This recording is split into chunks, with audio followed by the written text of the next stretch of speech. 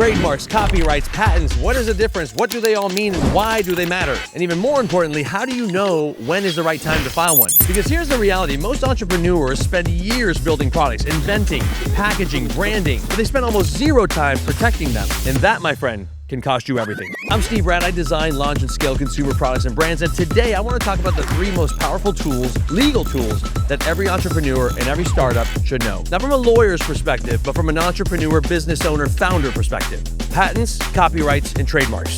Here's why all of this matters. Let's paint a little scenario. You design a great product, you name it perfect, the packaging is absolute fire, you launch it into the market and customers love it. Then about 6 months later, someone launches a similar product. And upon further review, it looks a little too identical. Same look, similar name, same type of concept. And now suddenly you're fighting a legal battle that could have been avoided. And so thus understanding what you can and can't protect and being prepared will save you a lot of money and headaches. All right, so let's begin with trademarks. Now, trademark protects brand identity, not the product, not the idea, just the brand. Think of it as a label or a name. This includes the business name itself, your product name, what you decide to call an item on the box or on the package, your logo, your slogan perhaps, or your tagline. Think about brands like Nike. The name Nike itself is trademark and protected. The swoosh logo is also protected. The Just Do It slogan or tagline below it, also protected by trademark. Those are all examples of trademarks. So say, for example, someone launches a shoe and wants to put a swoosh next to it, that's a trademark. That's a brand that's protected. Nike can shut that down because they own that brand identity. Look at Liquid Death, for example. The brand name itself, of course, is trademark, but their slogan, Murder Your Thirst or Death to Plastic,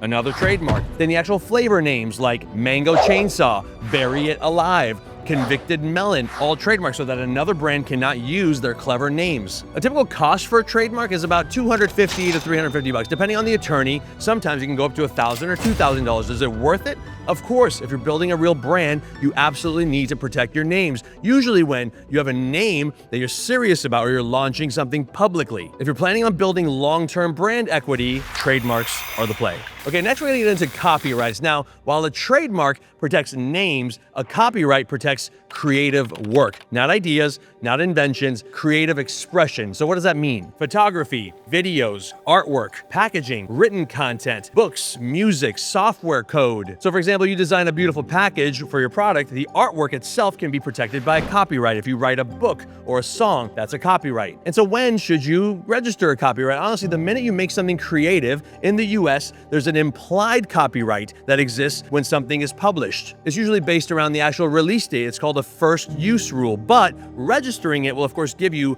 the legal power to enforce it if you need to. So even though there's an implied copyright to creative work, registering makes it more powerful, and registering happens to be on a copyright very affordable. We're talking about $50 to $60. That's a lot of power for a very affordable price. All right, let's get into the big one and probably the most important and most powerful one, patents. Patents, plain and simply, protect innovation and inventions for that matter. Simply put, a patent's gonna protect the way a product functions or the way it's designed. And in the US here, we have 2 common types of patents. Number 1 is the utility patent. Now this protects function, how something works, or a new technology. I'll give you a couple examples. Tesla patented autopilot, claiming that they invented the way a computer can analyze data from a camera and use that data to drive a car. That's their claim, that's their patent. Nintendo patented the Wii controller, protecting the technology that tracks motion and turns that motion into gameplay. Apple patented a pinch to zoom, protecting how a device understands your finger gestures. And the crazy part is that you can license your patent for others. So if Samsung, for example, wants to use that feature, they would pay a royalty to Apple to use it.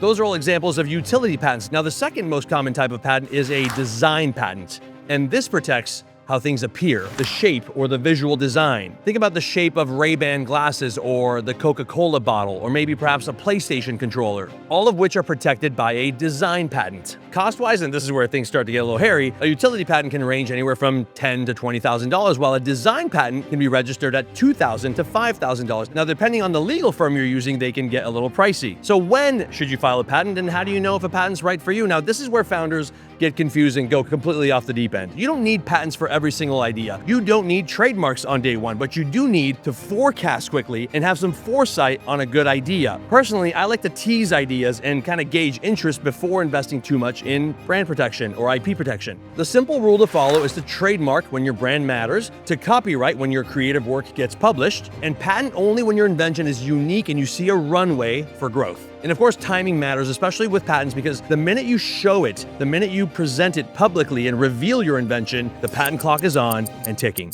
Some of the biggest mistakes that I see with the founders I work with is that they wait too long and someone else registers their name. Now you have to rebrand and start all over. Number two, they think the idea is automatically protected. They're not. Ideas are not protected. Execution is. And number three, overprotecting. Not every single idea needs IP protection. Sometimes your advantage is your speed to market, your brand building on social media, your design that's unique to you and the fans and the community that you've established. I'm Steve Rad. Thanks for watching.